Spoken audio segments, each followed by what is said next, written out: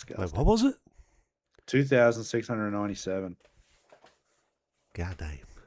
Yeah. It went right for him. Let's put it that way. Oh, it has to. Because those players haven't been great. Anyway, Oh, I thought I did pretty well. just making sure we're all green lights. I think we are. Yeah, bud. I think we are. I better turn that fucking down. Ding dong. But yeah, I'm pretty sure we're green lights. So welcome to the round stable. Oh, you know what I didn't do? What did you do, buddy? I didn't edit the title. That's all right. That can be fixed. That's no drama. How do you fix it in live? Yeah, I don't think you can. That's no biggie, man. Oh, well, it's going to be the old title. That's all right. I'll fix that in post. It's the old title. We'll run with it. What is the old title? Let me have a quick guess. I think it's like round. It usually always get the round. Yeah, but you don't. Who'd upgrade to Gone Sideways? Oh, I mean, it's still probably. Yeah, I mean, you could make that. I me'mean, honestly, that's probably not a bad title. Have a look at it. Yeah. Cool, Charlie, sure. Yeah. I mean, who to upgrade to is, well, you got to upgrade to someone. We'll survive. So. We'll survive. Anyway, welcome back to the stable. Welcome in, Matthew Gad. Gents, straight in. Look at that. He's right, and he's happy with the subs. Is it 13? I would know if I did the title, but. Well, last one was 13, wasn't it? Pretty sure. No, look, we'll do all this in post, mate. I'll do a little quick check right now because I got the channel up. This one will be 14, I'm pretty 14? Sure. Oh, we're up and about here. Oh, no, F13, because last one was 12. Beautiful. But, to people watching, they think this one's 12. Yeah, look. We're up and about. As we always do, we do kick off the live with the intro. Hilarious. I'm just reading off my sheet. Score and rank. Yeah, mate. Do you want to kick us off with your score and rank? Green arrows, red arrows? How are we looking? Oh, mighty green this week. So round 9 for me was 2,446. My score ranked in the top 1%. So my round 9 rank, I was 1,890. And my season rank has changed. 1,890. Yeah, it's not bad. And then the season rank, I've gone up 6,500 spots. I'm now 5,523. So I had a good week. Mm-hmm. And like you said on the Saturday, it was looking all time, but kind of dipped off towards the end. It was looking all time on the Saturday. We're very close this week. I'm 2,433. Top 1% as well. We'll take that in the bank. Round 9 rank of 2,710. And because I had that long nightmare last week, I've gone up 56,000 round ranks. It's funny, the weeks, like I said, last week I was 58k for the round. This week, 2.7. It's berserk. Yep. Season rank went up 2.9k back to 2.6k. So we're up and about. Climbing after the big fall last week. Last week hurt me a little. Bit of a dent. They were still scraping back, but we'll be all right. Well, we'll get into our Stallion, Donkey, and Voldemort. You know what? I'm going to kick us off with the Stallion because I don't know if I've given it to him. I think you've given it to him twice. I'm interested to see. It's Roberts, mate. Oh, you've given... No, we shared that. We shared that. Have we shared? I almost don't even care, mate. I will, later in this year, go back and I'm going to do a tally on this and see who's won the Stallion, who's won the Donkey, and who's won the Voldy. Yeah, we've both done Roberts together. I'm not sure if it was last week or the week before, where I think it was Anzac Day. We shared it. 150, mate. 150. He's now my D1 in my defense, which my defense is my best part of my team. He's D1. I think he actually is averaging D3, I believe. But he's just he's got the role of dreams, mate. He's got which I like at the start of the year. It didn't look like he was going to, and then bang, it just hit. He just like, all right, I'm going to give it to you. But he is a good user. He deserves that role. He's a good user. It is cheap central. Like, but Of that's course what it is. for our super coach. That's what that's what we want for these boys. Mm. I will say it's one of these ones like you could give his role to 25 players in the league and they'll score the same. Yeah, it's a tough one to say. Like, is it because he's a superstar or not? Like, it is system. He's benefiting off system, but in terms of super coach, who cares? No, Like, it's doing us favors, and anybody that didn't have him in the last 3 or 4 weeks, it's going to be really hard to get him now. oh, But I think he can pay up. He's that. I think he well, you genuinely can can pay absolutely up. pay up. Yeah, I think the question was there for a while, but now, especially if there's players fighting for that top K, top 2K, I think you need yeah, him. I think he's yeah. necessary. Well, give us your stallion because I had to get Roberts in there. Old Archie. My stallion for this week, he deserves a bit of credit because he's he's come under a bit of cloud. He's been under injury cloud. He's apparently hyperextended the knee. Then he did a heel. Then apparently he was going to be rested. And then he's dropped, 100,000. And everybody was thinking, oh, yep, he won't hit his break even. That's ridiculous. And he comes out. And, what's the most dangerous player in footy? A fucking Bontempelli when he's injured. Because the guy is a machine. Like, 163 off an injury and off probably should have been rested. It's just insanity. Like we said the other week, there's only two blokes in the league that can do this, and it's him and Sherry. Sherry was obviously played Grundy, so they kind of cancel each other out. And Sherry's score has actually flattered him because he got bullied in that game. I actually watched it, and they moved Sherry forward. So Grundy's in a all-timer. Like for me, Grundy's going to get All-Australian. He's in an all-timer ruck season. His super coach didn't sort of transfer, but that's another conversation. But Bontempelli, yeah, he fucking just an animal, a weapon. Whenever you doubt him, whenever you think, and you've said this on multiple occasions, that whenever you think that break even is impossible, no, it's possible. He can do it. So he's my stallion for this. He hasn't.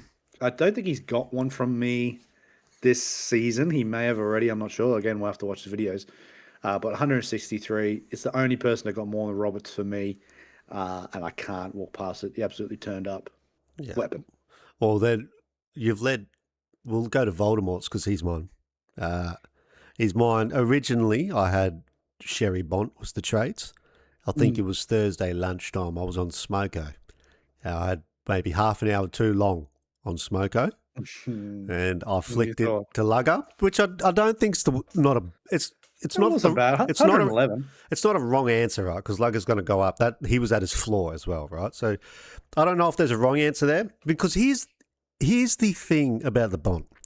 He had every Supercoach red flag there is last week. He had 2 injuries, not 1, 2. Hyperextended knee, bruised heel.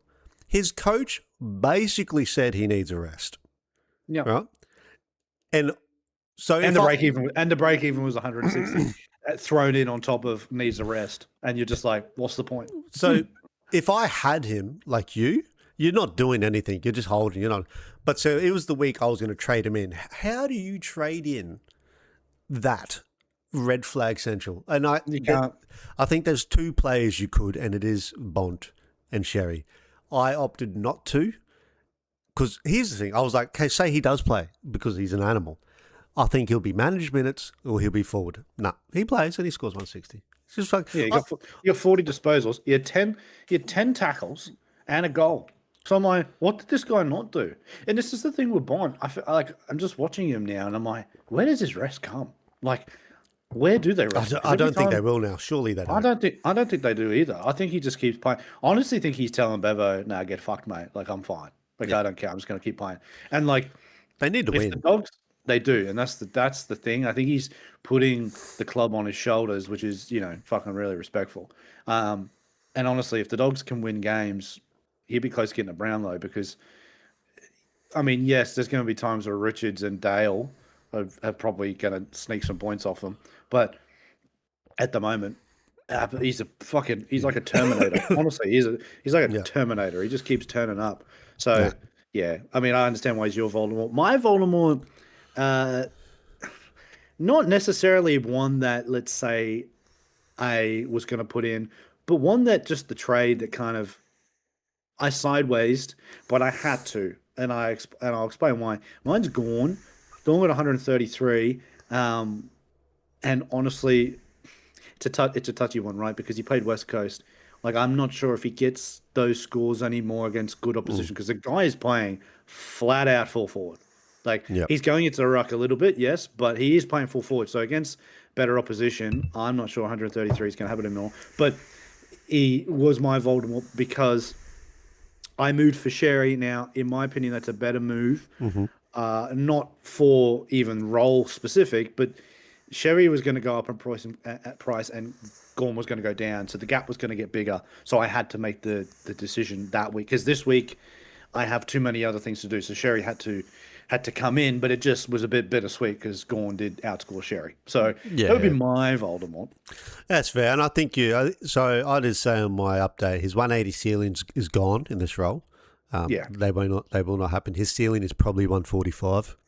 And that's like still good though, and he can still make it. That's the thing. Like, and you got to remember too, when he plays full forward, like the guy's he's still taking marks. Max is actually very clean around the footy. Like he, even with his disposals, he's usually pretty efficient. Like he doesn't waste the ball too much. So he actually is a very good scorer, no matter where he plays. It just might not be as high as Sherry and Grundy, but still going to be better than any other rock option probably. Oh well, with the exception of Jackson at the moment. They're still the four. There was three where I'm going to declare Jackson's made it a 4. Yeah, he's incredible. He has made it a 4. Matthew Geard, his little brother's best mate, is Jimmy Webster. Do you remember Jimmy Webster? Belting around the Saints?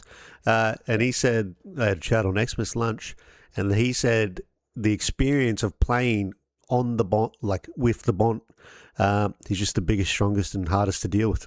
You've ever seen. He's 6'5", midfielder. He's athletic, tall, strong. He can do everything. Like, and this you look at midfielders. I mean, it's completely different. But let's say, for example, Nick. Right, Nick is probably one of the most Nick does stuff with the football I've never seen any other footballer do. Right, but he is limited in terms of he's not a very good tackler and he's not exactly going for marks and stuff like that, right? So he's very elite, high end at what he's good at. Bond can do everything. Bond can do everything. You can stick him up forward, he'll get you goals. Yeah. You could play him down halfback, he's going to do something. You know, you could play him in the ruck. He'd probably do a job. And I think I've seen him, back in the days when it was, third man up, he'd be up there. It's the old conversation of if you just had a team of 23 of the one player for who's going to win over it's Bond. 23 Bonds beats 23 anyone else. 23 Gorns might be stiff. 23 Gorns might. Yeah, but the pace. It's the pace. Yeah. Even 23 Sherry's, good lord. Yeah. You still on that. Donkeys. Might be tough pickings for donkeys this week. We had an all right week. It was tough pickings. It was tough pickings for me, I'll be honest. Everyone kind of did their job. You know who I'm going to give the donkey to, though? He deserves this donkey. And I don't even care. He's not even fielded. He's on the bench. Mine's on the bench donkey. too. Yeah. He gets the donkey. It's fucking Marshall. Get fucked off, Marshall. You just are the epitome of everyone's nightmare for Supercoach. The man will get named and then he's out. And then he does, and then he's like, oh yeah, Marshall's going to start this week. It's looking good for Marshall. And then the team sheets roll around, omitted. And it's like, what's the excuse now? He's just, like I said, I think he was just dropped this week. Dead set drop. That's what I mean. He was dead set drop. He's as soft as the Western Star. He's he's just butter. And and the funny thing is now there's actually been a few outs for Port in terms of that position. Josh Lay or Josh Lau, whatever his name is, he's concussed. So there is a spot available. And Marshall probably is just by default going to go there. So you might get him in this week. But in terms of just an absolute donkey that lets you down, it's got to be him. Honestly, it drives me insane. It really does. I'm surprised you didn't pick Murdoch for your Stallion, by the way, because that was an exceptional performance. It was. What's funny is I kind of, after his first 2 games, I thought he was due. That's a harsh rating on him, but he scored 2 tons and then he did drop to 70, and I was like, come on, mate. And then 93, I was like, yeah, there we go. Yaga probably would have got it before Murdoch because he repaid the faith of Holt. I don't know if there's many that still have Yaga, and I do. Nah, to see 104, I don't think many still have him. To see 104, very pleased. Repaid my faith. But my donkey's on my bench as well. I'm giving it to Cummin. I have not paid up for a rookie for a 32. You scored the same as Burton, who I originally had, who's 70k cheaper, scored double your score. How good is it? 32. And it's just like, he'll still go up this week, but now for the next 3 weeks, with that 32, you're going to have to score high. I've seen people flick him off already. He's done, mate. When I saw he scored the exact same as Burton, I was like, mate, have a spell, son. And then I saw William Edwards scored 61. Fuming. And you know what? Edwards is actually a good pick to probably put in this week because he's playing an undermanned Collingwood. He's Collingwood good, man. We've got nearly like, I looked at the injury list for this week. And we may as well wave up the white flag. Like this is going to be youth central coming into this side. They're not playing Pendlebury. Cameron's injured. Moore's out. Lipinski's out. There's a couple more just general like concussions and protocols and all this bullshit. Well, this team's going to be bare, and like someone down the back like Edwards, I got a feeling like we'll just pump it long and he'll just have a field day down there. He could get heaps of marks and shit like that. So there is a part of me that wants to maybe orchestrate that, but I'll see how things go. But coming. Do you know what it is? Is that because he's like almost 100,000 more? You know, what is that? 99 to 172. You really wanted. You need. You need at least. You need 60, bro. What's irritating is all week I was like, if he drops a 40, it's useless. He dropped a fucking 30. Eat sand. 30 is not even. Like, I haven't even got a player, even on my bench, that dropped to 30. I'm fuming, mate. Fuming. And I knew it all week. 170. You bring in a 170. If he drops a 40, it's painful. If Burton drops a 40, you're just like, well, what do you expect, mate? Well, you're 99k. Yeah. So, I'm sick. I'm not happy. He's just going to sit there. I still think his job security is fine. He's one of these players that's got too much on his name. He's probably going to play most of the year if he doesn't get injured. So, he's just going to sit on my bench, but that piss me off. We've already mentioned a few that are still going to come up, and can you still go there? But we will flick through the 2-game tempters because there's not much this week. So this might be an easy work. Slim pickings, right? Because when I was trying to do my trades, it was like, fuck, who can I go to? So I only have 4 names that I thought worth talking about in 2-game tempters that haven't gone up in cash and will if they play. We will start with the one that everyone's trading to, which I will wave the red flag, Dara Joyce. 58 average. Was it 150? I don't actually have his price written here. It's 150k, I think. 119. 119. So he's, close to basement. Negative 44 break even. He will not play when Gallup and Gardner are fit. I'm just flagging it. And I think that's this week. And he's the number one. You'll make 50k on it. I don't even think he plays this week. I don't even think he plays this week because apparently Gallup's fine. It was concussion and it's past the day, so Gallup will play. Gallup will kick. I don't think. I cannot believe he's the number one traded in. This is going to be a donut. Liam Henry is the most traded. It's switched because he will be donuts. Sorry, I'm looking at top 1%. Sorry, it is Joyce for all coaches, but top 1% it's Henry. Well, that makes me feel better about my decision at the moment. But look, I'm just going to wave the red flag on it. I would consider other options. I did say in my video, there's a world where he'll sneak up to 5, 6, 7 played for the year, but that's going to be speckled. That's going to be because, like I said, Gallup's ahead of him, and so is Gardner, and Gardner's fit next week. So it's looking, and Payne's back in 5 weeks. So there's 3 blokes. He ain't. You don't want that. No, he's not. So, red flag on Joy. Were you even thinking about it? I mean, you messaged me. No. I gave you the Swift. Because I was actually hunting through, and I'll be honest, I didn't know much about him in terms of because when I think about Brisbane's defense, I actually didn't think about him, and I saw the 2 games and 119, and I saw the last round, and I was like, what's going on here? But that's why I asked, because I was like, I don't think he's playing much. Because, I think everybody's trying to find that player to go down to this week. It's a very difficult week because a lot of the players that people are going down to I would argue this is probably one of the only weeks around where every player that you're going to go down to, there's not a great like security there, in all honesty, with everyone. Like, so it's a difficult one. So that's why I looked at it, but no, I didn't go there in the end. Well, But a lot of players have. But I think it's silly. yeah, I think it's silly. and I'll say there's a world where like something happens and he does keep getting games. Yeah, That's his. Those 250s he's already got are flattering. yeah, So yeah, because he's a key, right?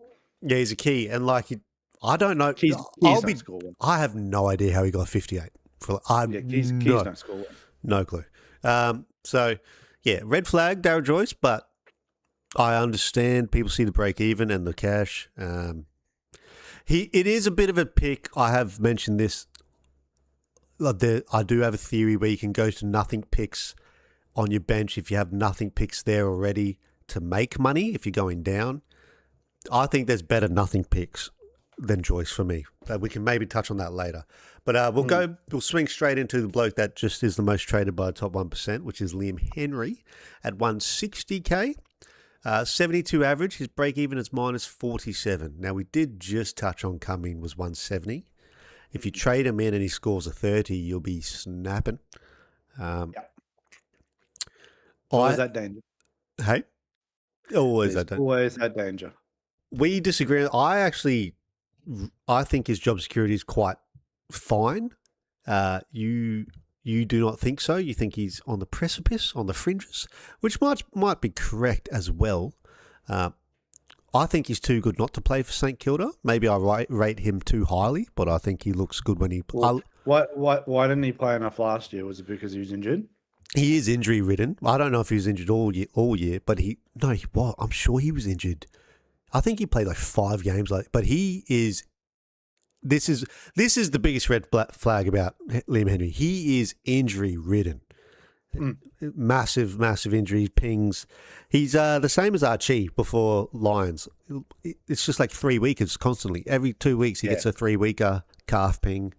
That's what scares me. I just don't know if there's a longevity there with it. Like, I know you could bring him in and it might score well, but it's like, how long is he going to stay in? I mean, if you look at this track record. So since 2020, how many games do you reckon he's played?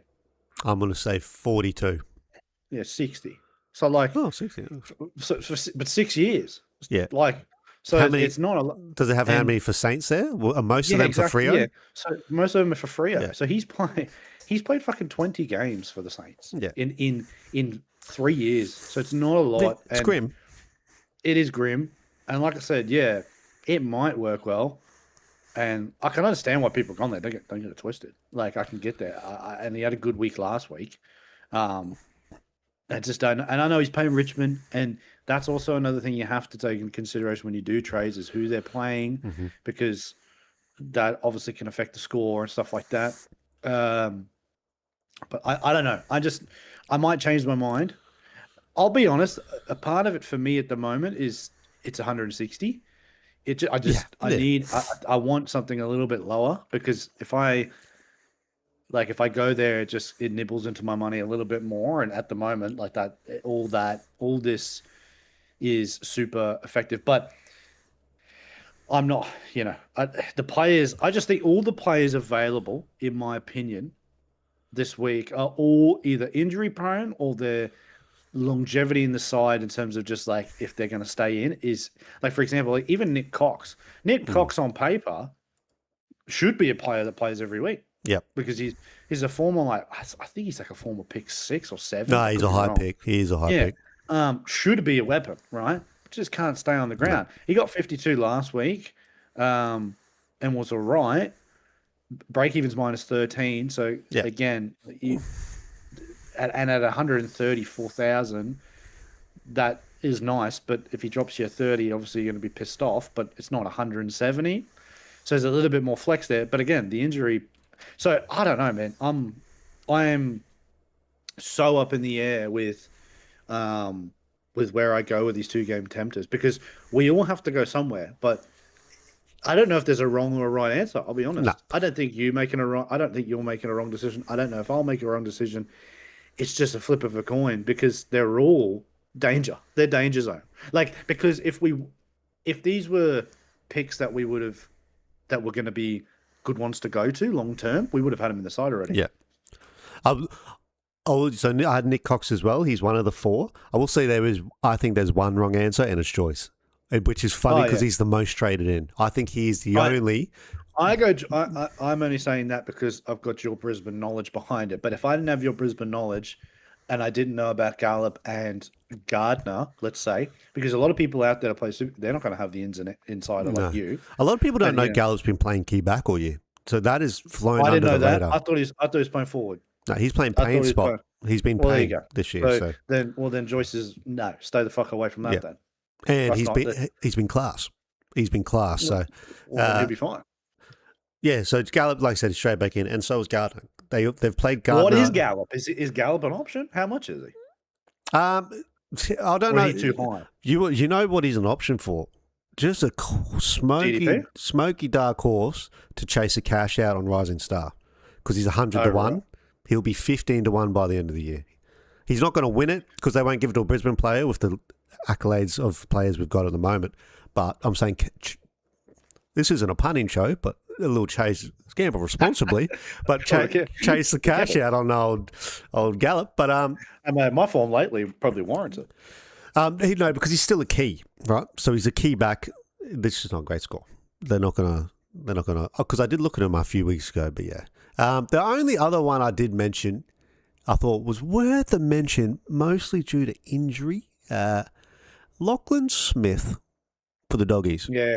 Yeah. See, look, I mean, and because English is going to probably be out for at least, he's definitely out a week. Some people reckon they could take their time with it because he's got a concussion history. I didn't know his concussion history was this extensive, but apparently it's quite extensive. I didn't know it either, but apparently the talk of the town is that they might just take their time with English because it's not looking good. But yeah, I don't know, mate. The thing is, I'm not really pressed for the ruckman spot. No. But if you're looking for, I suppose, cash, there is that option. Yeah, it's a tough week. The thing I would say though is you usually, I mean, aside from coming, that's probably the anomaly there. You usually do nail your downgrades pretty well. So if you've gone Henry, then it'll probably work out for you. But the only issue with that, are you fielding him or is he benched? He's flex. Okay, he's flex. Potentially his score would be taken. Then the only issue then is that it becomes another St Kilda player, and on round 16 you're in trouble. Well, like I said, so I did go into that I don't think I'll have him by round 6, maybe, but I don't think I'll have the other 3 by round 16. If all goes well, you would. Do you have 3? What, you're going to get fucking turf off Sinclair and? No. Philippou and Philippou Jones. Nah, so I'll go into that as well. It was probably my deepest breakdown of my thought process of the rest of the year. I won't be mad, and I said this, people might think I'm crazy, if Flanders is my F6 at the end of the year or F5. The thing is with Flanders, right now, he's not doing anything to suggest a trade. This is the issue. Yeah. This is why I haven't even looked at him, is because, he's not fucking growing in value extremely high, but like he's one of these players, right? So for example, his break even's 85. I reckon he's done this 3 times. So he scored a 120. His break even becomes 85.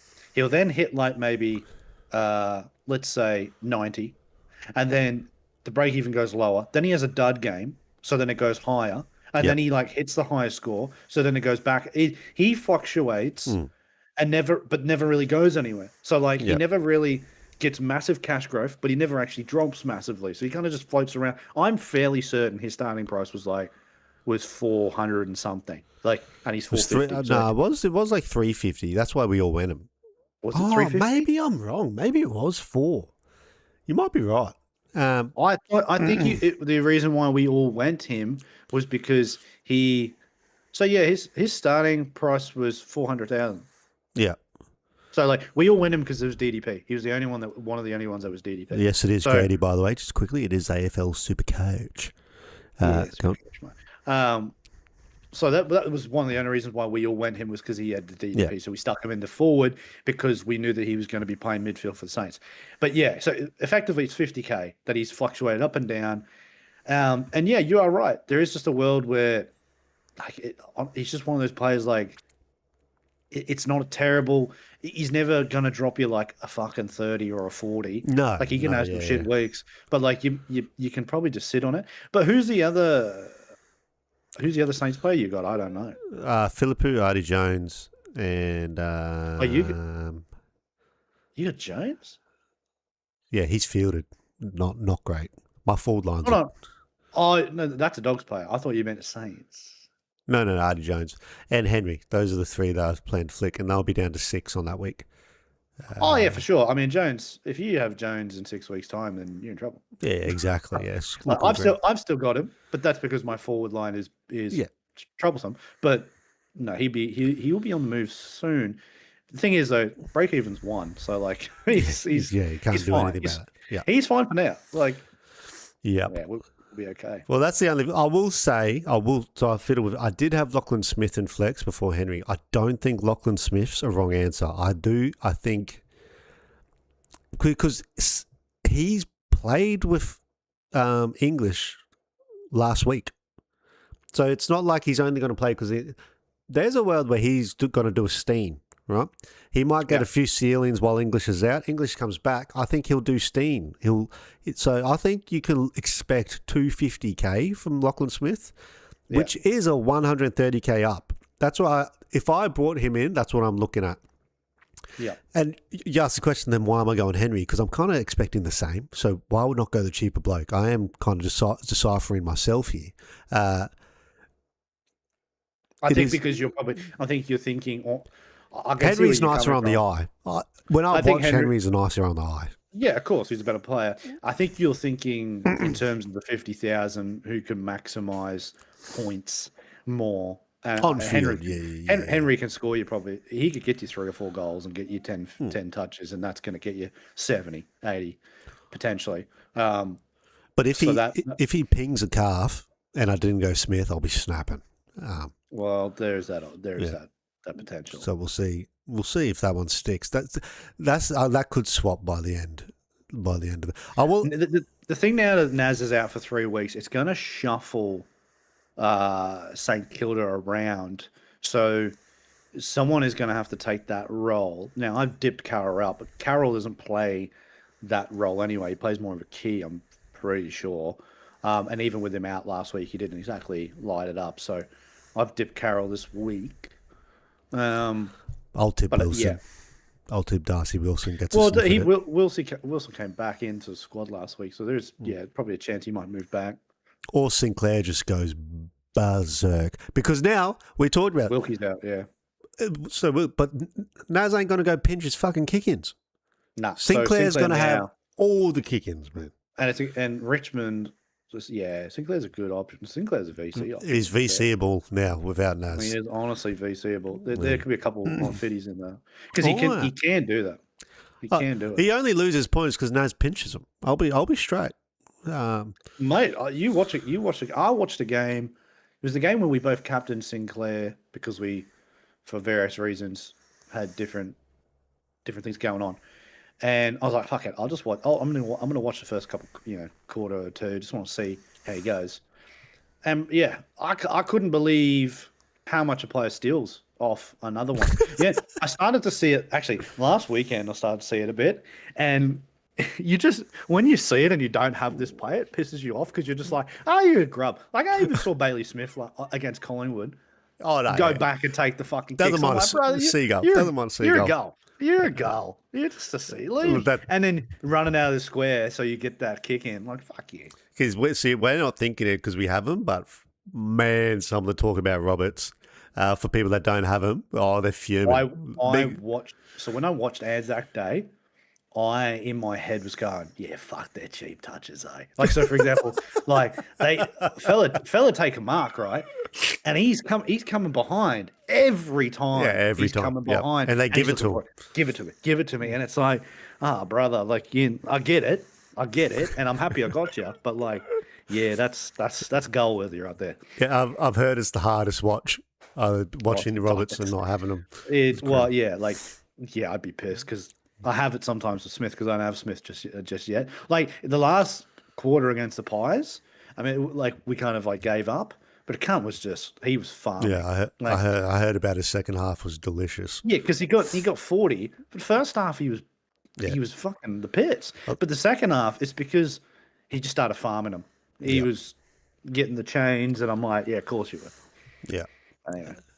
We'll sneak into Can You Still Go There, and we normally zip through this so we can get to our fallen primos, which is where the biggest discussion normally happens about who we're trying to target. But we'll have a quick look at some players that have played 3 and gone up once, maybe even gone up twice, and just like, is it still plausible? Quick one on the double, Cumming and Burton. If you didn't go last week, you're not going this week. Break even of -16 for Burton, break even of 17 for Cumming. 130k for Burton still, mind you.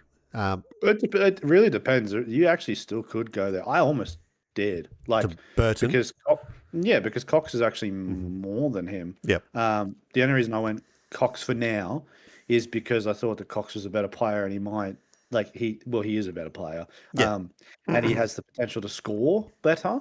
So I thought that he might grow more, but he's also way more injury prone. So like he could play and absolutely be out. So that it's really up and down. I absolutely could still go Burton, but I actually don't think he's got good scores in him. So I think that I think he's going to get caught pretty quickly. Like, I think he could get to I think he might get to 170 and then belly out, eh? And that's fine. Like that's major money. You go down to another player that's potentially not even someone that you're going to use, but here's the thing, and this is what makes these conversations even harder. We're coming to buy rounds, and I feel like when you come into buy rounds, yes, if you've got enough primos in your team, you should be fine because it's top 18, so you should be fine. However, you are still going to need some players on the side here that are just playing. Yep. So Burton scares me a little bit just with that. But I could totally 130k. You could still go there. Cumming? No. Line through Cumming? Yeah, I think so too. I couldn't. No, I don't. I can't go there. What about William Edwards? 158k now, so it went up 38. Average 53, but its break even's -19. Yeah, look, I could, and particularly sometimes you got to look at the matchups too. But with Supercoach, not just look at your the potential, can you do it? But he's playing the Pies, and we are, like I said before, absolutely injury ridden, and we're not very good at efficiency inside 50 at the moment, and just taking our chances. There is a good chance that he might, have one of these games where he's getting maybe 5 or 6 intercepts and shit like that. Sometimes you just got to understand the matchup. So there is a world, there's a side of my brain that's thinking, fuck, maybe just get him in. I tell you, for me, it actually all depends on Marshall, because Marshall currently, because my defense is so dross, he's currently fielded. But if he's not going to play this week, then I have to reverse my trade and bid him off. And I'll probably put Edwards in there just to get some points, because I can't have someone in the defense that just doesn't get that. I know they'll get flexed out in theory, because my flex is Jackson, so most of the players are going to get more than Marshall anyway. Yeah. You know what I mean? Yeah. So but I just want to. I feel like I want to have someone fielded, and so I need to see how it goes. I could go there. I think he's got more growth in him. We talk about safety. I think he's got a safe role at Sydney. Do you? I think he's going to play. No, yes. I just need to see McCartan come back and him not get dropped. If that's the case, I think McCartan's due back this week, so you'll find out. If he does not lose his spot when McCartan comes back, then I think he plays the rest of the year. Because when I said it last week when I watched him, he's good. He's a monster. He's a good key back. He's the only bloke I look at that could possibly go like this and start to average 80s once he gets his But it's just like Zach Reed last year. He was first 4 or 5 rounds was 60s, 50s. People went off him. And then, bang, 90, 120, 110, 90. He has a sniff of that. And yeah, we really need McCartan to be back this week because we'll find out. If it's next week, it's tricky because, like, do you bring him in and then you don't know? You don't know if he loses because it's key back, right? McCartan's coming back. He will be coming back. Who goes out? I think Sydney could use both of them. They could. So, yeah, it's a watch, but yeah, he's probably one of the best key backs I've seen come in for a while that just looks ready. He doesn't look, you don't look like you need to give him 4 or 5 years. He just looks ready to rumble. They don't come around all the time. No. But yeah, so I can't really say if you can still go there. It's just some McCartan stuff. You just need to know. Yeah, tough. It is tough, man. We'll throw a seed in there. Will Lewis, this little key forward for the Doggies. He's I had a sniff around him when he was about 120, averaging bloody 38. He's now gone up 80k, and his break even's back to minus 22 at 180k. You can't go to Will Lewis anymore, can you? Our forward line's a dross. Oh, mate, our forward line is really bad. And, I mean, my defense is really bad. The only reason why my defense is better than my forward line is that those 3 primos and then Josh Dacos, they save it. Like, Josh is still so much better than all of my fucking forwards. So, the forward line is, it's in dire straits. But, no, I'm still not going there. No, that's a fair call. It's funny. Yeah. He's going to be one. I'll tell you, he'll be one of these seeds that sneaks to 250. You're like, for fuck's sake! But why didn't I go there? That's 130 grand I could have made. That I'm in desperate need of. 2 more, and these are. This one. I don't think you'll go out there out of principle, but I do think he's worth a mention. Luke Traynor has done his month in the VFL. So Uze saw that 17, and even he went, that's fucking dross, mate. I play Supercoach. You drop 17, go have 4 weeks in the VFL. 4 weeks exactly. He comes back in the team. He went all right. I think he got a 75. So that was his 3rd game. He went up 6K. It might have been his 4th game, mind you. 3rd game, 4th game.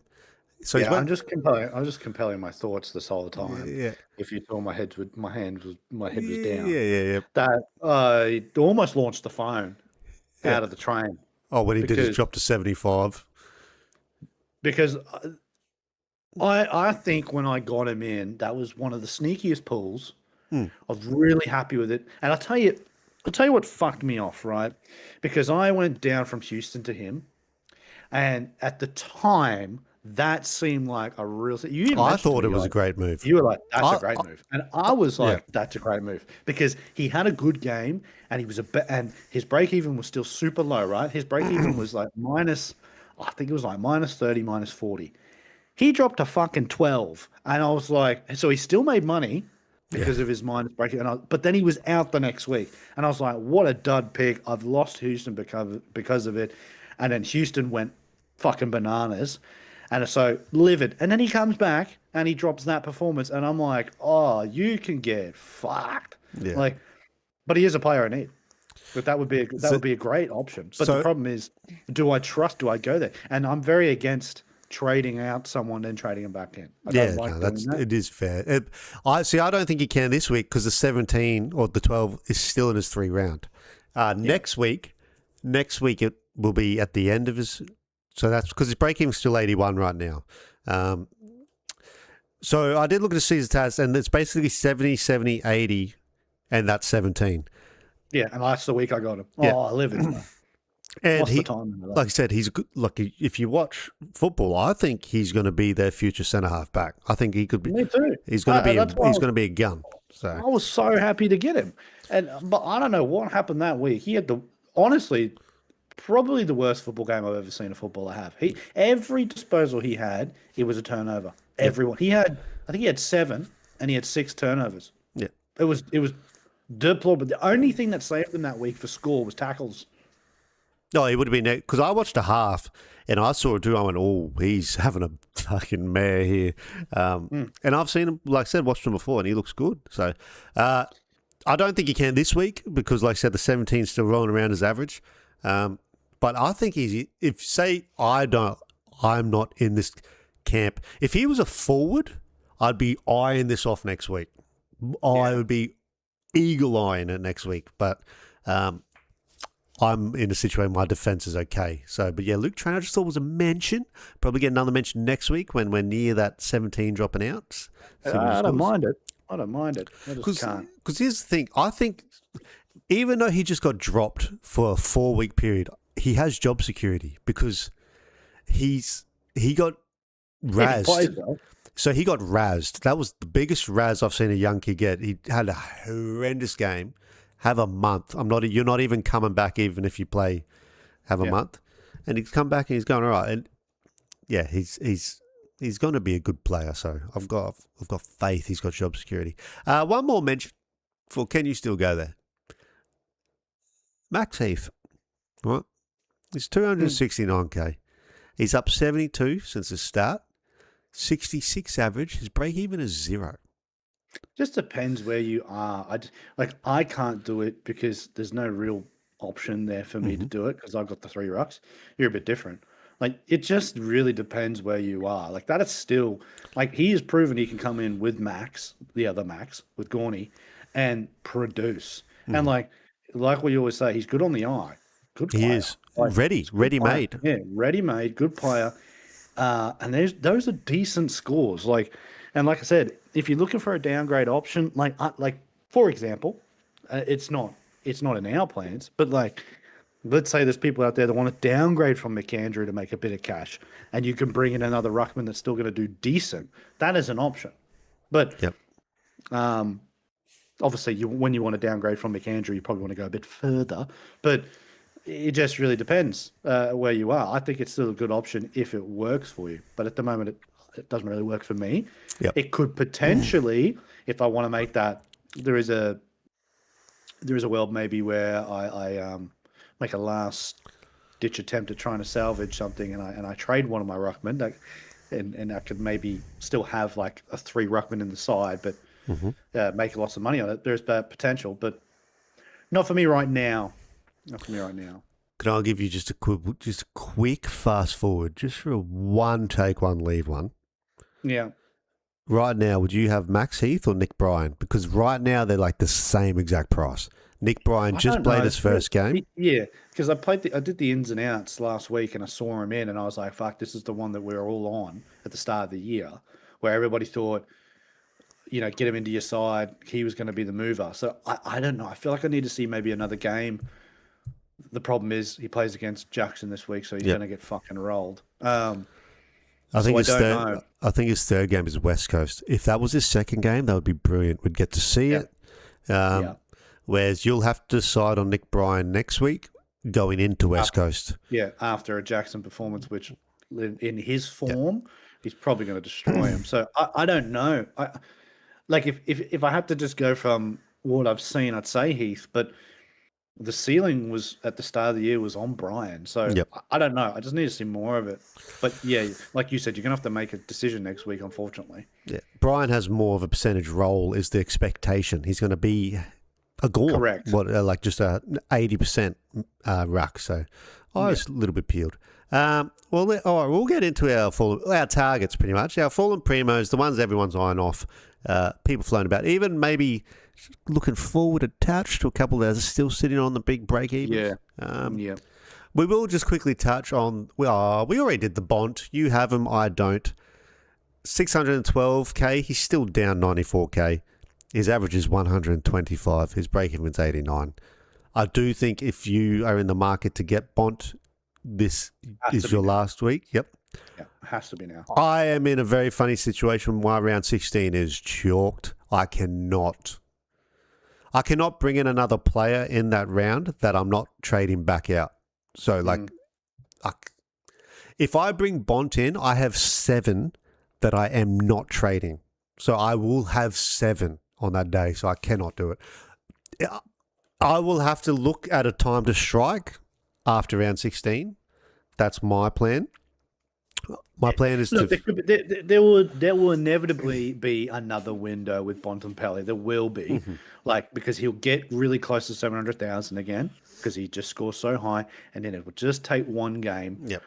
I don't know if they play Geelong again. I don't know if they double up against them. I don't know if they double up against Jordan. I'm not sure, but there will be a game where he drops an 80. It is inevitable, but they don't come often. But in terms of if you don't get him, there will be another chance. It'll just be how late into the season it will be and whether or not you can orchestrate it. But yeah, there will be another option. And for you, you're in a bit of a different position because obviously all those, the buy. But then, like I said to you the other day, you're sitting second in the overall and doing, I don't know how good you're doing in your head-to-head, hasn't affected you. Like if you were fourth or fifth, you'd be going, fuck, I need him.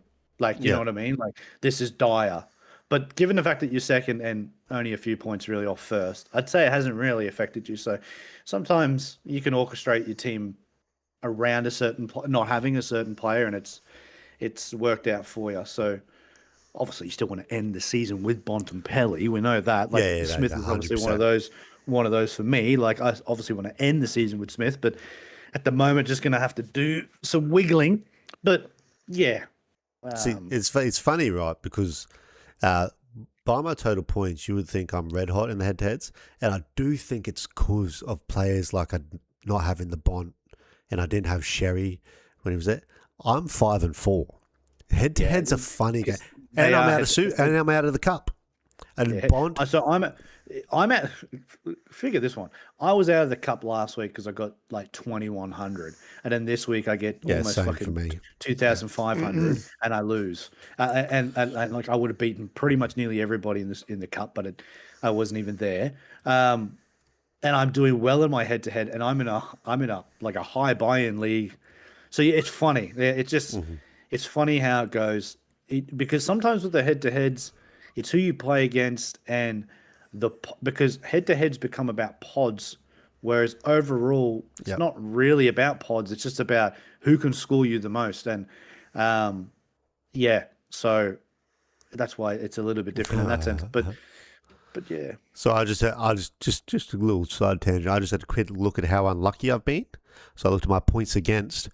I'm 7th. I have more points against than 20th. So I've versed everyone on their best fucking week, and I'm 5-4. Let me see. In mine, actually, don't more points against than 20th. 20th has had an easier run than me. That's filthy. That's sad, to be honest.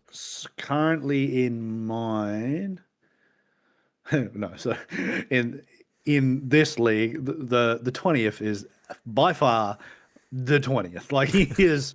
He's got the worst points scored and the worst points against. So he is definitely terrible. But I haven't been as unlucky as you. My points against is actually pretty good.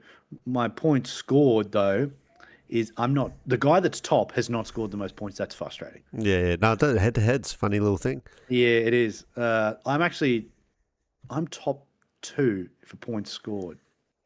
So there's a guy 18th. He scored the most and he's 18th. Yeah, head-to-head. It's a funny thing, man. He has scored the most. That would actually no, the guy I beat last week, Track Proven, he scored the most. Yeah. 19,495 he scored and I beat him. Yeah, he's in my league too, so he's in them all. He's in all the cashies. Yeah. Jeez, he must be cashed out. I can't see. Well, see, I'm just going to have to deal, like I said, with the Bont. I agree. If you have the facilities, go there now. There will be other opportunities, but it's 610. It's just too cheap. I am in a situation where I can't. McGluggage, 474. I think he only went up 15K from last week. He's still down 170 off his peak. His average is climbing away from that 8 or whatever it was. 74 average. His break even is 77. I've been saying it for a fortnight. 140 is around the corner. It won't be against Geelong. Oh, you just don't know, because I was going to talk to you about this. Maybe not 140, but because Geelong do a double tag, right? So it's going to be Mullen or I didn't know they started doing this with Bruin, so I'm actually lucky we jumped off Bruin like the other week because terrible score. But they double tag, so they go half back, and this is why I haven't gone Zorko. So they go half back and their best midfielder. I just got this. Because McGuggage hasn't played that much this year, I just think they're going to go straight back to Neil, because Neil's been the guy for Brisbane this year.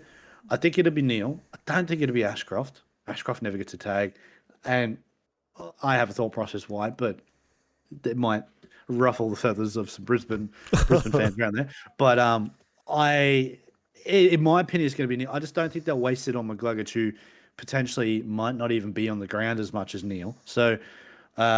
I think that maybe he could still get a good score, because I think they'll go Neil and Zorka. That's my opinion. What do you think of that? Do you think they're going to waste the tag on McGuggage? Because they did last year, but he's just not played enough this year. I don't know if they'll do it. It is funny. So do you do it because Mullen did it in the granny, but it did in season. Lachie Neale's the inform. You would just think you just have to stop Lachie Neale. He's been doing it all season. And here's the thing: Lachie Neale killed them second half in the granny, so that'll be fresh on their mind. Yeah, I think. But here's the other thing: what if Lugger has 20 by half time? Oh, look! Don't get it twisted, because this actually happened against Sydney, and this motherfucker cost me like $3,000, because Sheasel in the first half had a disgusting amount of. Like for his usual, fuck all. But LDU had 15 in the first quarter, right? And then he got a tag. So he got the tag from Jordan. They switched. Jordan was tagging Sheasel. LDU went off. The tag went to LDU, and then very late, because Sheasel started going off, they went back to him.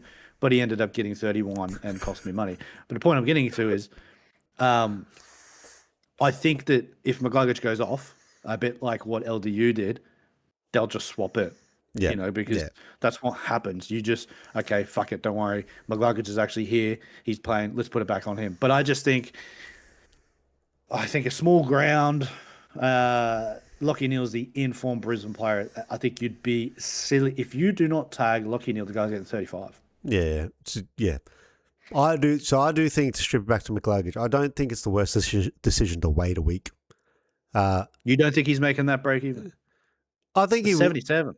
Yeah, even if he gets but it's the thing is, I suppose if you've got other stuff to do, if you don't have Callahan, Bont, anyone else you're targeting, I think you can go them a week earlier than Lugger, just because it could hurt. It could. 140 is around the corner. I know what you're saying, but if you look at the matchups, I suppose that's probably right. Like Callahan's playing West Coast. There's a good chance that guy drops 120. And his break-even's 85, and they're basically the same price, 10K difference. So it is effectively. If you had to flip a coin, like if you had to, I suppose if you had to make a decision, you would probably go Callahan just based on the matchup. So that's true. I have McGuggage though. Like I had him last week. So I'm pretty happy that I've got him. Old Eel's Fever's just come and say, I think he's having a bit of a laugh. Lachie Neale is trash. Garbage player. Can't seriously rate that bloke's play sometimes. I reckon he's having a giggle. I don't know if that's... that's rage bait. I don't know if that's red hot that up, but... that's rage bait for sure. You're talking about you. 2 medals in the cupboard. Yeah, 2 medals in the cupboard. Well, just leave it there. Trust me, if there's anybody that wanted to hate on Lachie Neale, it should be a Pies fan, but like... you're kidding yourself there. Bro. Yeah, I think he's having his own little giggle there. He's right, man. Well, so McCluggage, Callahan. If you don't have either of them and you want both, I think you could target Callahan this week and Lugger next week. But it could hurt you either way.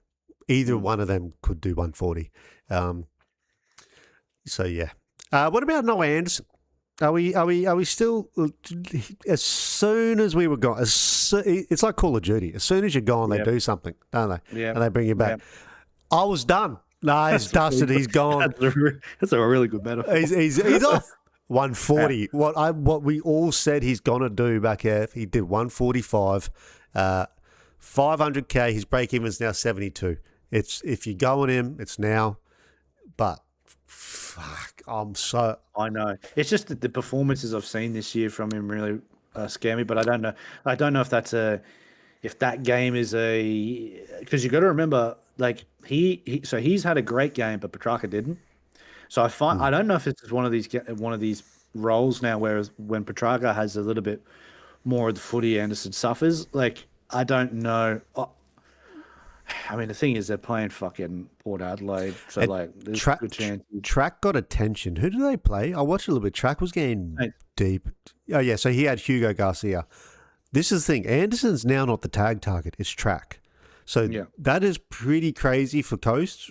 When Coast play Geelong, Sydney, it's Track. Anderson's going to beat. Sorry, Geelong double tag. They'll probably still tag Anderson, but So it does let him off a bit, let him off the chain. And Track got frustrated. I saw he was fuming a bit because Hugo Garcia was on him. Yeah, he was having a good one. Look, you have to strike now with Anderson. In my personal opinion, I have gone against it. But if you held him, then you're happy. You're sitting happy. But if you don't have him, really, it's a choice of these three players in these Fulham primos. It hasn't really changed. These three are the big ones. Yeah, it's McCluggage, Callaghan, and Anderson. Now, I've been able to get two of them in, but I just can't.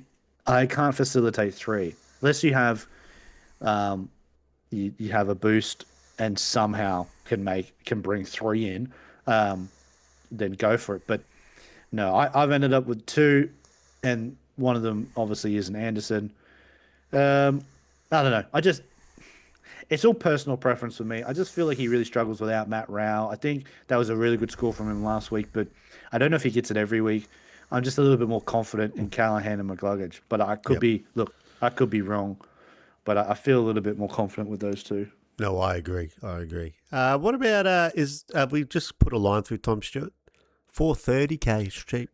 It's so cheap, bro, but he just isn't really hitting those scores. No. And but again, this is one of those like Bailey Dale situations where you just got to strike it at the right time. Mm-hmm. He will have good games, although he doesn't score like Bailey Dale, but he is one of those players late in the season where massive pod and capable of getting high scores. It's a little bit rude. There is a world next week I could flick Lindsay to him.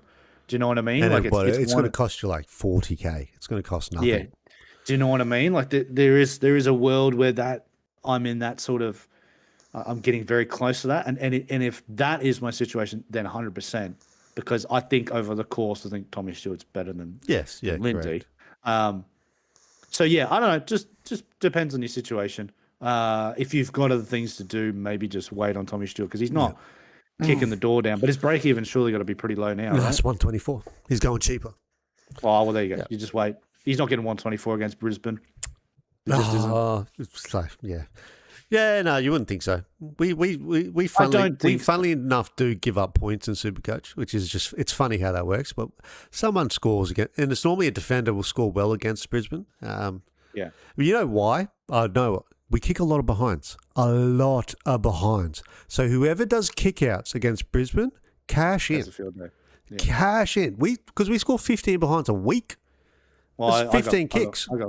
I got Maximus, so he should get some time. I think, I think he'll score well. It'll be a good week for the Maximus. But so that's why I put it. Really only clicked the other week. I was like, why does someone always in the defense score back? We just kick so many behinds. So it could be the week for the old Tommy, but we'll see. I don't think you go there this week. I think you wait, and then if it is the week, then he's a dead set option next week. Absolutely, because he's not going to score 170 and go up 20k. So his break even is 120. Lockie Ash. It's kind of the forgotten. He talk about fallen premium. He's the forgotten premium, isn't he? Yeah, he is the forgotten, but he didn't go down enough. That really makes you go, oh fuck, I got to jump on him now. He still scored pretty well, so he didn't drop massively. I think his break even still. pretty high considering. So he is 512k, right? So he hasn't gone under 500, but his average is 103. So His role change is completely just it's affected his ability to get those ceiling numbers. He's actually dropping like hundreds pretty consistently. It's just that he's not getting those massive scores because he's been moved to the midfield. Whereas you look at Whitfield, which is the player that you've opted for at the moment, he still can get those 130s, 140s because he's taken a lot of the kick-outs and obviously got a lot more of the halfback duty. But because Ash has moved into the middle, that just affects your scoring because when you're in the middle of the ground, you rush your disposal and you turn it over, and whereas you don't really get that off halfback. So yeah, I don't know, weird one. Like definitely a player I want to have. Might end up getting a DDP. I don't know if he's been in the midfield long enough. Nah, not for this round. Maybe the last one. But. Yeah, but decent. Like, yeah, a good player, but I don't know, weird one, isn't it? It's just I just don't feel comfortable with having him in the squad just yet. Yeah, you know what I mean? It's just a weird one. Tuesday. No, you're right. Yeah, I'm very similar. I'll also, like I did just go Whitfield this week. It's my current trade thought. But he scares me that they're just going to put him back in the defense, and that will suffer Whitfield's score. Yeah, they could just go, this experiment's been fun, but we're going to stick you back defense, and then it will hurt Whit. This is another reason, and I know, like, I don't want to make you feel like shit, but this is another reason why I haven't gone Whitfield just yet. Because I'm like, fuck, he's top price right now, like real top price, and I don't know if Kingsley is going to be like, okay, yeah, you know what? Come, what is it now? Round 10. Come round 14. Yeah, Ash, you know what? You're going back. I'm happy. And, you know, maybe they get another midfielder back in the guts. I don't know. It makes me uneasy. Yeah, it's a flag. It is a flag. It's a great trade if all things going well. Whitfield is a fabulous trade to have, and he's a player that never lets you down. But yeah, what you just said is a concern. Like, because what if Ash in the next couple of weeks just doesn't have these performances? Because they've already come out and said, like, Kingsley's already spoken to Ash and said, oh, like, you need to step it up. So it is, yeah, I don't know. We'll see how we go. But you could say that about Callahan. He's been a bit poor lately too. I do think it's fine. He's safer than Whitfield. That's for sure, because of the price. It's just because of the price. Yeah, he's 100k cheaper. Yeah, I know. It's wild, eh? So that is pretty berserk. 488k is pretty disrespectful to Callahan. I ain't gonna lie. A few disrespectful prices across the board here. Callum Wilkie, quick mention. He is injured, but he's 500k. He went down 64k this week. Yep. So he's going down even more. His break even's 196, and he just lost 64k this week. Yeah. So this guy's going to be 400k. Yeah, it's going to be berserk cheap. Yeah. But the thing is with that is that you almost, I don't even know. How long was he out for? I actually don't have information on this. I don't have. Yeah, right. Well, we'll see what happens because I think he did did he do a hammy? I'm sure it's a 3-weeker. Yeah, so it's something. If you can, just bear with me here, but if you can somehow orchestrate this to round 17, just to skip their bye, because their bye is 16, right? If you can somehow skip it and avoid it, and he's dirt cheap, that is one hell of a player to bring in at round 17 for the price and the potential output. Now, I actually think his last 2 weeks were pretty shit anyway. But maybe he was carrying a niggle. I don't know. But no, sorry, it was not a hammy. He got fucking kneed in the ribs. That's right. I saw the clip. I remember now. Like, he got absolutely poleaxed in the ribs. I don't know. I don't know how long. Yeah, I don't know how long it is, but he was cooked. So, yeah, we'll have to see. But he did it. His production did actually go down a little. It's funny, right? When Naz went out, I thought he was going to do more. And he actually wasn't having a good game at all before the knee. So, yeah, I don't know. But at that price, again, it's one of those where you can't. It's disrespectful. You can't say no to it. No, yeah. If he gets that cheap, you'll have to kind of figure something out. Now, this one is a watch till next week, but he is capable of this break even. It is Nicky Dakes. He's He's on 500. yeah. It has to be. He's 567k, down 60 from his highest price. His average is 112, if you don't mind, and his break even is 173. Now he does have 170 in his kit bag, but Not against Jordan. no, not against Jordan. And even if it wasn't Jordan, there's no risk in waiting until next week. If you risk. if you bring him in this week, you're just risking losing money. But next week he will be red hot for everyone that does not have Nicky Dakes. So I don't have Nicky Dakes, and again, there's this has been so frustrating for me because every single week where I'm like, I've got to really fix this defense, another fallen primo in the midfield comes available. Oh, so many. I get stuck every single time. But if I get Dacos next week, my midfield is finished. No rookie at all. So that's a really and you're finishing it with Dacos. The only thing that would leave me with would be Smith, and the way I get to Smith is by moving Holmes into the back line when he gets DDP, and then I can wiggle Smith into the midfield. That'd be my way around it, and that's probably how I'm going to have to do it. It's one of these where it's a bit of your Bontempelli, but obviously you've got different reasons. But I don't think I can wait another week past Nick after this week because he will be he'll be at base. I think he'll be at floor, and then we play. You have to get him next week because next week we play West Coast. Yeah, he's dropping 170. So the no tag against West Coast, he'll get 3 and 40 because I'm pretty sure last year or the year before he kicked 3 goals and 40 against him. So it's got to be next week. So it's gonna be interesting to see. And this is actually the reason why I don't have Whitfield or someone like that in the back line yet is because I actually have money sitting there for Dacos. Yeah. So that's my plan. But yeah, you have to get him next week if you don't have him because he'll destroy West Coast. You can't take that chance. No, you can't take that chance. No, he will go nuts. I'm with you. I'm happy. I've paid up for Nick. I think I paid $620 for Nick, and I did that knowing that you'll get your chance with Nick. But I just had the opportunity early in the season to do it.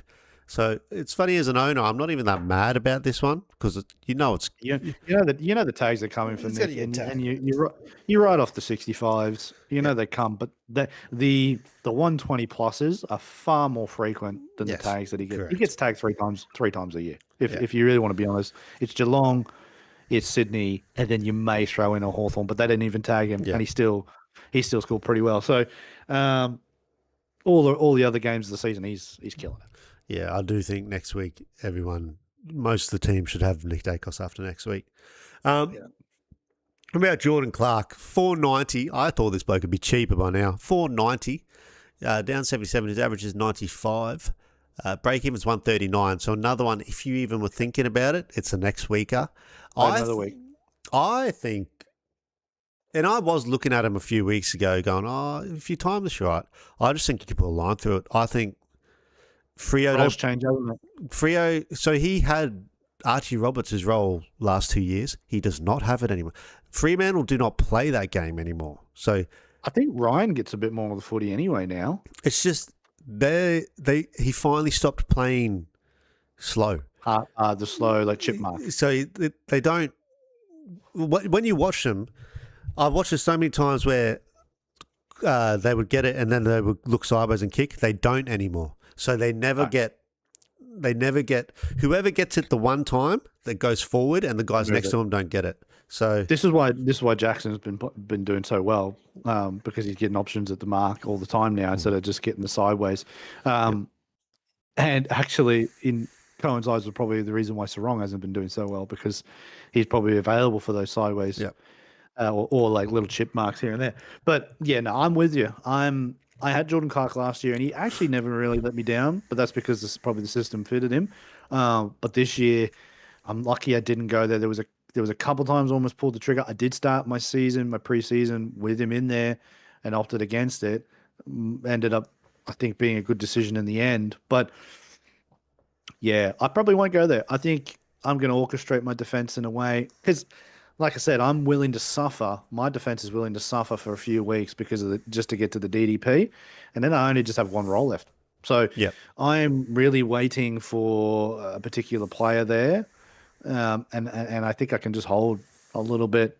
I'd like to get the magician in. I really would. Like I think Zorko's a gun. But I said to you in private chat, this is probably one of the only years where I just don't know where the points come from in Brisbane's backline because they've got so many good options at the back there. Leicester scores well, Wilmot scores, Fletcher's starting to get the footy again. Coleman's this absolute utility that just roams forward, roams back, roams around the side, picks up footy somewhere. And then Zorko. So Zorko's 30 plus games, I don't think are there anymore. And for a super coach perspective, that's not very good. I think he still score well, like maybe high 80s. That's not going to hurt you. Yeah. But I think when you want a primo, I don't think he's that. I don't think he's that this year because you got to remember Coleman didn't play last year. So if you're asking yourself why did he do so well last year, probably because Coleman wasn't there. And Coleman does. So Zorko still gets most of the kick-ins. Coleman does get a few of them though. So it's not all. And actually, Wilmot picks up a couple. If Wilmot's about, he'll pick it up. Wilmot, he's like, take it. So it gets shared. That's my point. And so I don't know if I want to have a primo. And I know like 480. He's 450. His 85. Yeah, 450. It's disrespectful. It is disrespectful. His break even's 85. Like, could absolutely hit it. I don't know. I just have this weird voodoo about it, and I could be wrong, and it might hurt me. But it's definitely his flaw. But I don't think he's He's not a top 6 defender this year just because of system. Yeah. So you're right there. Yeah, it's hard to see. It's hard to see because it's just cheap. He's so cheap, and he's capable. Like I know he's capable, but like when you go to your defenders, right? I cannot believe that I still see Parker there. It's unreal. D4, bro. He's dropping. He's dropping. Well, he's dropping, but still D4. Yeah, that's wild to me. Yeah. But like Miller a D6, but like Miller. Like Robert, Sinclair, Whitfield, Parker, Ash, Miller, Wilkie, Blakey. Blakey's very sneaky. Yeah. Well, Blakey for me, super sneaky. But 64 break even makes it tough to get him this week. But on the radar for Blakey. And then you go down, even further, Worrell and stuff like that, Dale. These are just all players that are better than Zorko. They're just better than Zorko this year. Yep. Tell you one that I wanted to talk to you about this. I'm not going to do it this week. But I'm keeping my eye on him because I actually think he's starting. He's just starting to murmur.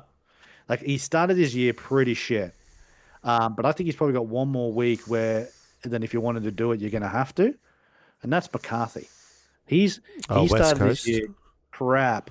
And now, in the last 3 weeks, he's got 125, 76, a 108, and then a 90, and then a 107. Like, just starting to – I think he's just starting to figure his role out. I mean, he's getting a lot of kick-ins and stuff like that as well, so that does help. But only 464, projected to go up only 11K. So even next week I can't. Next week is day cost for me. I can't. Yeah. I got to write it off. I can't look at defenders. I just got to worry about Dakes. I don't think it's a bad option, but I just think there's better. There's better, more proven at the moment. There's too many ahead of him, McCarthy, for me, especially West Coast. They're experimenting. Like Lindsay can get all those touches 1 week, and then 1 week McCarthy will get most of them, and you know what I mean? Down back. It's the Brisbane analogy all over again. Yeah. So it's a shared responsibility. Yeah, I wouldn't. I mean, he scored well, but yeah, I would be leaving it. How are we going, Osho? Welcome in. You did just touch on Zorko, so we don't have to go there. You led me into that one. Well, we'll touch on this one. This is another one for people possibly next week. You can probably fill me in on how you feel about it, because I think you went there. The horny one is 480K. His break even's 140. I think I went a bit early. It's kind of look. It hasn't worked out. Not like I'm not trading him. So like no, it's not a player that like I'm like fuck, this hasn't worked out. He's got to go. Like the timing probably could have waited. Like in terms of who I could have got in instead. I thought that because the week that I got him in, his break even was 85, and I think he hit like 80. Yeah, So like yeah, he didn't even hit it, and so I was like, "Fuck, I could have waited." So yeah, it hasn't materialized, but I just know there's high scores there, yeah. like 74, 94, and 100 and he got what did he get there? He got 112 and then 119. So it's his last 4 weeks. So he's gone down. So yes, 119, 112, 75, and then 74. So his last 2 weeks haven't been great. But I think he's going to do this all year. He's going to go up and down. I think he's a good forward option. He's DDP. Obviously, he's not going to end up being my like F2, F3, but at the moment, that's what he is. Yep. I just like him as a sneaky pick. I like the ceiling. I think, and particularly because Port don't really have any other like options there. I think I like he's got the potential of getting like 3 goals and 20 touches. Well, I think there's been at least a couple games this year he's got 2 and 25. So Yep. got that in him. Yep. But with 140 break even, yeah, just wait. Next week will probably be the chance to get him. He's going to go down. One I Well, probably no, he should have can't. avoided. He can't hit it. Who do they play? Gold Coast. So I mean, I don't know. It just depends on system. Like Yeah. sometimes you don't think players are going to score well, and then they do. So it really depends. I mean, all the attention is going to go to Butters, so maybe. But one I could have avoided was Rochelle. But I mean, We all again, have if he ends those. up, yeah, but if he ends up being the F6, it's like whatever. Because Yeah. like, I mean, he got 86 this week. That's not a bad score. Yeah. Like if that's like your F5 or your F6, you can, Yep. you know, that's fine. But in hindsight, I probably could have, the thing with that which hurts is that I had the chance to get ranking, but I didn't go ranking because He's got the tags coming up. He has the tag month. He's got. I think he versus Sydney, Geelong.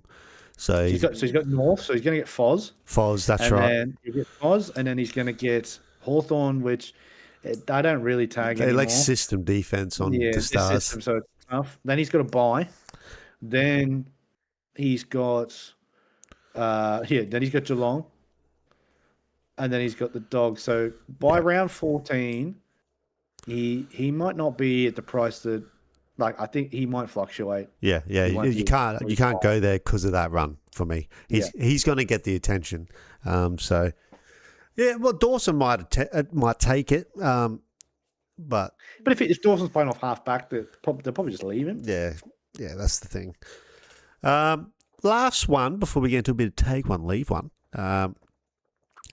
Gorn. Say you don't have Gorn, even with this split, he's now down to 613k. Man's still averaging 127, if you don't mind. His break even's 133. Gorn at 613k, around 600k, I think is the time where you just decide do you want him or not. Don't really think about the break even. That's how my mind kind of works with that play. But even with this mixed role, if you don't have him, could you have a sniff around him, or you're just not touching it? I don't know. It's a really difficult. I don't have him now, but I don't think everybody's got 3 rucks. So I'm a little bit different. So let's just say I had 2. So he's the cheapest out of the 4 now by about 40k. No, if I didn't have the problem with Max is because he doesn't have DDP, and in fact because none of them have DDP except for Draper. But like, it makes it hard because I just don't think, in terms of his run now, like actually don't think it's a very clean run. Like, so what have they got? Well, they got Hawthorn, but they got 2 rucks, so that'll be interesting how that game goes. He's better than both of them, but like, so maybe he still scores well there. And then I don't know. It's the most awkward. It's really difficult because let's just say people were in your situation and they had, let's say, Sherry McAndrew or they had Grundy McAndrew and they wanted to go up from McAndrew. Yes. Then yes, this is your time to probably get him. You may be able to wait another week. Maybe. I don't know if he gets 133 against the Hawks if he's playing full forward. I don't know. But you would, you'd probably still be able to get Max into you. So he's still going to score well and probably outscore McAndrew if that's like how you were going to do it, because that's probably the only way you're going to do it. Because I can tell you now, you're not dropping off one of those other four to get Max gone. Yeah. So it really depends who your secondary ruck is or who your flex ruck is. If you don't have Max and you have a flex like McAndrew or another, Heath, or you have Reeves or whatever, then maybe he is a good option. But if you're going primo for primo, no, I don't think No. so. So I didn't have Sherry. So my situation was different, and I just Sherry went up to 685. So my thought process was I have to get him because he's going to go up in money, and then he's going to be, because his break even was 90, and now his break even is 130. That man is going to get it. He's going to get against over McAndrew. 130 against McAndrew. Yep. He is. He just absolutely is. So I'm running the VC on Grundy because Grundy plays above 4. I tell you what, though, what's really difficult for me this week is getting a little bit tangenty. But like all my 3 ruckmen have very favorable runs, so it's going to be hard to put the VC on them. But going back to Max, if you don't have him and you're upgrading, yes, I think that's good because you dropped heaps of money. He'll still get you a decent score, better than what's around. But if you have him already and you're wanting to maybe get some to go down, so for example, if you had 2 good ruckmen and he was your flex, I actually think if he was your flex and you had the other 2, you could probably go down on him to fill out your squad. I know that sounds absolutely wild, but I just don't think he's capable of the ceiling numbers anymore. And I think you could still probably make money off Max and then fill out your squad. That's what I would do if I didn't have Jackson, let's say. I would probably get rid of him. But yeah, I don't think he's got the role anymore, which is tough. See, I do. I don't know. What do you think about it? Like, I know you got him, but you don't have 3 rucks, so it's a bit different. I think it's a fair chat about So McAndrew's break even's 52, but he does play Sherry this week. That's why I moved. So I was like, he's going to get. If he somehow scores like a 90, I'll be blown away. But I think he's probably going to get a lot of taps, but around the ground he's going to get murdered. He's going to get monstered. So I've just decided to move on McAndrew, but for a completely different scenario because I have gone. Now maybe I'm trying to convince myself, right?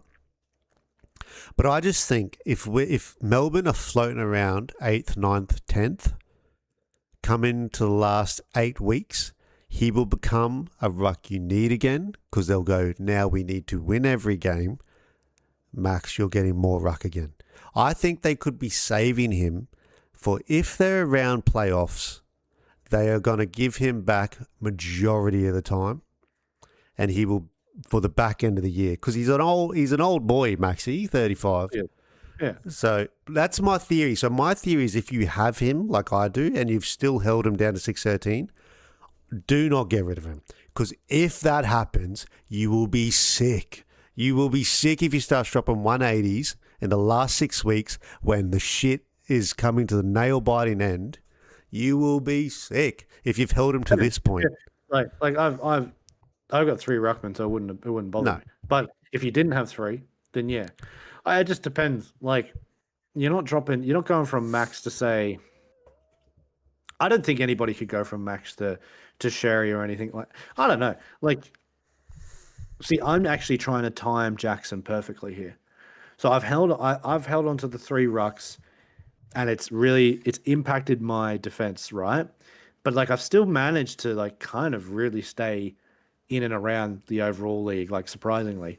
So I'm trying to hold Jackson as long as I can, and then the minute I see Darcy, gone.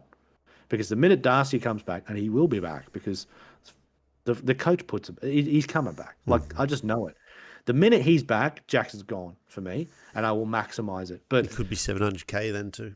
That's what I'm saying. So like, there is a chance because his break even's 116. He's going up again. Yep. So, I'm just trying to time that right, and then I'll use that. That'll be my downgrade. But if Max is floating around at a low price, let's say very high 500s, low 600s, and Jackson is 7, then hell yes, I'm going to Gorn. Yeah. Absolutely. So it just depends on where you are. Timing is critical. What you have, what you don't have, what Melbourne are doing, what they don't. Everything it all has to line up. I don't think, like, if you don't like the double ruck thing and him playing forward and you want to get off it, I don't think that's a wrong idea. But if that's to get Sherry or Jackson, fair enough, or Grundy. But if you're doing it as a downgrade, maybe not. Maybe hold. And you are right. I think if they do get close, I still think they'll drop off. I think that they've just had I think they've just started the season really well. Melbourne screamed to me that by round 15, they'll fall away in the arsehole. I think they've started the first 10 rounds, no pressure. Nobody thought they'd play well. And then I just think they'll hit a wall soon. Happens. There's always one team every year that starts all right. So I don't disagree, but 10th being a playoff now, like 10th is like Carlton were 10th last year. So here's the thing: if they're 11th, they'll want to win every game. So if they're 11th with 4 games left, Gorn, bro, you're back to 80%. Bro, you're back. And Gorn, he said it himself. He's got an ego. If they're in for a sniff and playing a play-in, bro, put me in the center circle, boys. Stop messing about. He loves the limelight. We know this. Exactly. Oh, so Maximus. The old Osho did say he's got Jackson and Gorn. He's wondering if it's better to keep or go after Grundy. You quickly touched on it. Grundy and Sherry are like the only two. I don't think there's a wrong answer if you sideways to them. Like it's just. Yeah. I do think Grundy and Sherry will both out average Gorn for the rest of the year because they have sole purpose on their rucks. So like I was saying before, really, it's really dependent on your situation and timing. Like, if you believe that Gorn is going to drop more money, and you don't have Sherry and Grundy, I think it's okay to make that decision. I did it last week. I went to Sherry because Sherry was going to go up, and I was like, I can't be paying $690, $700 for a ruckman in like 3 weeks' time. I've got too much to do, so I had to sacrifice Gorn then, not because I wanted to, but because it had to be done. So, like Jack was saying, Sherry and Grundy are the only 2 ruckmen that can get you 180s.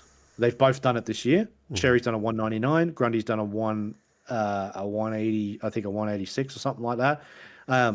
They're the only 2 that can do it. Jackson is starting to get into that realm, but we know Darcy's coming back, and Gorn obviously is sharing.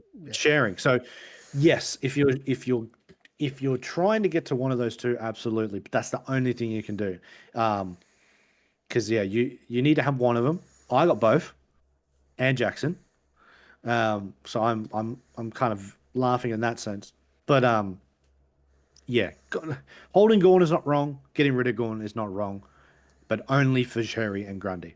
I think that's probably the answer. Yeah. Because I think, let's say for example, someone's got Gorn and they want to go to Jackson because Jackson's killing it right now. Just be mindful that when Darcy comes back, because he will come back, the duties will be shared again, and Jackson's numbers will probably just go down to like probably just high hundreds, maybe not the 140s that he's getting at the moment, because for some fucking reason they do not realize what they have, and they always want to try I just think because I don't know what it is about these coaches. Like, look how good you're doing right now with just Jackson in the ruck. Like, you're almost top of the ladder.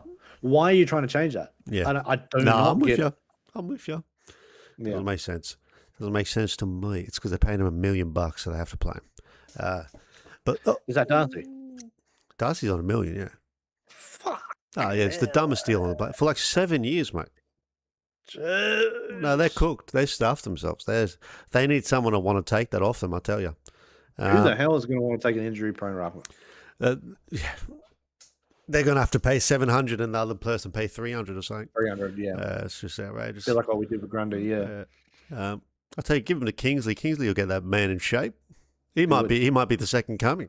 Old Darcy, go to Kingsley. Absolutely. Might shape up. Well, there we go. We'll sneak and take one, leave one for our shower thoughts. We might touch on VCs and Cs briefly before we go. But take one, leave one. I've got just a quick 3 here. Then I have a fucking round robin tournament. So we'll get into that. I like it. Wilkie or Stewart? We'll fast forward this a week because Stewart will be bottomed out and Wilkie might be back. Whenever Wilkie's back. That's a really hard one. Wilkie. Yeah, I think I tend to agree. It's tough. It's tough though. Tough. But I think Wilkie because I think he's going to be cheaper. Yeah. Lockie Ash or Dane Zorko?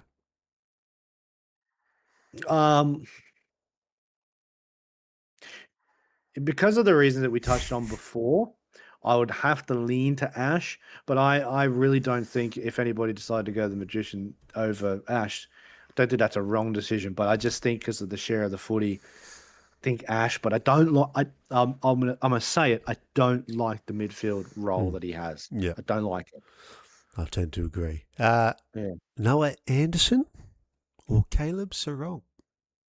Oh fuck! Well, if you asked me this a week ago, I would be saying Anderson. But you know what? Now that's 3 140s now for Sarong around his 60s. I know, right? So like it's like capable. A lot of people. It's funny. I saw so many people make videos after that game, and they were doing their review, and they're just like, "Fucking Sarong, I'm so mad at you." Oh, so many people traded him. So it's the age-old thing where they go that low. You just got to keep them.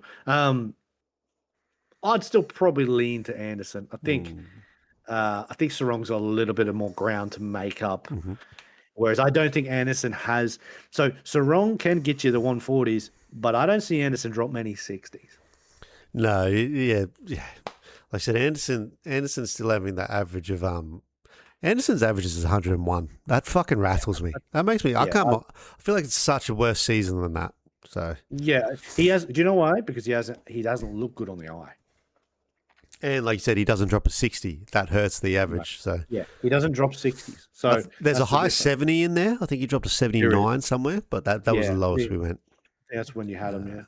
Yeah. Is Holmes going back line? Seems legit. Yes, I do think Holmes has the monopoly on that. Yeah, Holmes has got. I think they've done the statistics. He's actually like the number one player in the league. He's got the highest percentage for DDP, so he will be getting defense. Yes, yeah, 100%, which is perfect for me because it leaves me with the one primo spot left in the defense, so I don't have to make another trade there. So it's nice. But continue. Yeah, no, that will be not. I cannot go to a Geelong player because that's round 16, so I'm shocked. We'll enter our little round robin here. DeGoey, right? We didn't touch on DeGoey. Just quick mention: break even 21.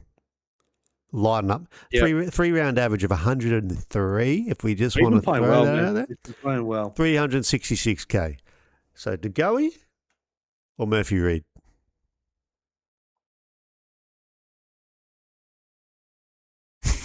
I'm going to go.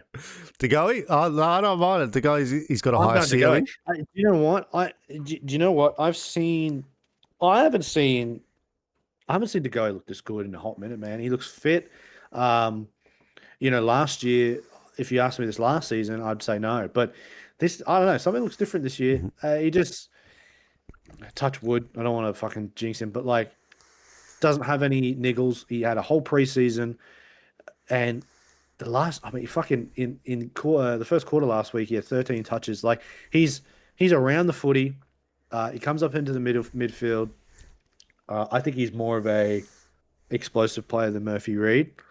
And I think he's better value right now. So I'd say Murphy Reid's probably at his ceiling. I don't know what he is right now. I haven't even looked at it, but I don't think he's getting much higher than what his value is. No. So I could be wrong. I had a sniff at him when I was tinkering tonight. He is very consistent, Murphy Reid. I will say that. You're guaranteed basically an 80 if you bring him into your forward line, and he'll slip you 100 every now and then, it looks like. But DeGoey does have like a 120-ish ceiling. He's shown that the last 3 rounds. All right, well, round 2, DeGoey or the horny one? Oh, right now, I have Horn Francis. I've seen Horn Francis deliver a bit higher than DeGoey. Um, but if you ask me right now, I'm still going to go DeGoey. I You got think to he's in pick. for a red hot form. Oh, he's made it to round 3. DeGoey or Rankin? No, Rankin. No. Yeah, right. You can't go over that. That's tomfoolery right there. No, it's Rankin, and it's easily Rankin. I mean, his break even's 40, and he was fucking basement, like absolute basement last week, I believe. 430. So yeah, Look, I think if everybody could, they would have. There's just some other things to do. Sometimes it's awkward. You got to preference things, but this guy he's a stud. Has the game that he had last week is not an anomaly. Definitely capable of doing that regularly. Yeah. He will cop attention, but he has those games in him. So it's definitely Rankin for me. All right. Well, we've had a switch here. Rankin or Bolton? Rankin. I don't trust Bolton. I don't care how good he's done. You are not getting the trust. I don't care. You started. What is it? 10 rounds? Call. Yeah, that's a fair call. 10 rounds in? Watch it by round 20. Watch it by round 20. I reckon he'll shit the bed more than anybody. It is his most consistent year so far, but yes. It is his most consistent year. I still don't trust it. Yeah, I've seen him do this too much where he's lights out and you're like, wow, he's looking really good. And then you put him in your side, 50. Yeah. Do you remember last year where he had a good run? I think it was like 3 games, and we were like, fuck, we should get him. And then we both were like, nah, we won't get him. And he dropped to 40, and we were like, oh, could you imagine? I'm pretty sure it was an 8. He dropped an 8 last year. Oh, there was an 8. There was an 8. Dropped an 8. A full game. Dropped an 8. Yeah. That doesn't look likely this year, but no, it doesn't look like he's dropping 8s. System and everything suits him, but no, I'm taking Rankin. Yeah. Well, Rankin or Bailey? Zach variety. Bailey. So Bailey. I think I made my video and I have not budged off it. Yes, he's had, I think maybe the last 2 weeks hasn't been that great, but man, this guy can kick 5 and have 20. Like his ceiling is very high, and I think he hits it more often than not for Brisbane. I think he's F3 at the come end of the year, and I'm not budging on that. I think Bailey is a really good option. I will even say, if you can sneak him into your midfield. I will say so. We just touched on Bolton. 140 ceilings. No, he's had that for 3 years. We've known that Bolton can hit 140s. It's just his 50s and 60s. Rankin has 140s and 150s in him as well. We've seen that. Bit more consistent on the floor. Normally doesn't go as low as 50s, 60s. I actually don't think we've seen Bailey's ceiling because he's done 130, I think, maybe twice, a 120. He has a 170 somewhere in the season. I generally think you might see a 30 and 2, which is 170 or something. Like he hasn't done that yet this year. He hasn't done a 30 disposal game. So I think this guy's capable of getting 4 at 30. Yeah. So yeah, that'll be a 170. So I think the people that do have Zach Bailey, and there is a few, when that game comes, I'm tipping now he'll have 170 in this back half of the season, and everyone that has him will be like, if it's against West Coast or Richmond, look out. Whenever you guys play them, it's West Coast, Richmond. It used to be North, but North they're not that shit anymore. But it's definitely those 2 teams. Yep. That's where he's going to get it. He will get it. I think he did just drop his lowest score, and I think you might see that again as well. But this is forwards this year. Any of these options, you can get a 60. Any of them. You can. Forwards are the most volatile position sickening. on the ground. It's sickening. It is the most volatile because sometimes when it just depends on the game, like. If the ball isn't like down that end of the if it's a stoppage game, you know what I mean? Like it's all stoppage and contest. Like then sometimes the forwards just don't get around it. But if the game is free flowing, then forwards can score. But it is very volatile. You can get really high, then you can get really low. But he dropped 75. It's not terrible. It kind of affects his break even a little bit. I thought it was lower than that. So yeah, there you go. See, I watched it. I thought that. So that's pretty good for him because that wasn't a great game for him, and he still got 75, right? So that probably puts a bit more backing in his favour. Because it looked like a 50. I was watching the game. It looked like if I would have checked, I'd expect a 50. So he is. I'm sniffing around him. The next 2 weeks. Me too. I'm just holding. You're just holding. Because like I said, I'm tipping. If I'm tipping that, why would I not be looking at it myself? So I do have a gut that ceiling he's gonna hit a new ceiling. And like I'm only expecting it once. I'm not saying he's going to do it 2 or 3 times. I'm expecting it one time. And maybe a couple more 120, 130s sprinkled around. Often 90. But yeah, if he's going to do that, I think he's an option. For a forward too, like that's what you want for your forwards. Yeah. Midfield, no. Forward, yeah. Yeah. Well, that'll get us. Do you have a shower thought? You know, it's funny. This is common for me with shower thoughts, and it's probably just common in shower thoughts. I had one. I forgot it. Oh, it's gone. I've been trying to remember this last 3 minutes. I was like, and I had a banger. I've thought about it this afternoon. I was like, that's a ripper, that. I can remember thinking about how good it was, but I can't remember what it is. Yeah. So I don't really have one, but one just popped in my head, and I want to know what's the goat combo when you go to the footy. What's the goat food combo, food/drink combo? What are you rocking? Are you a meat pie? Are you a sausage roller? Are you a hot dog? Yeah. What's the go-to? Yeah. Look, see, I think it has to be the dog. I think it has to be the hot dog. You know what? Chips and gravy with a beverage. Tell you what, I'm not opposed to a little tray of chips there. Yeah, easy, gravy. Easy. Nowadays they do. There are some places do a little bit of nuggets on top of that, a little chicken.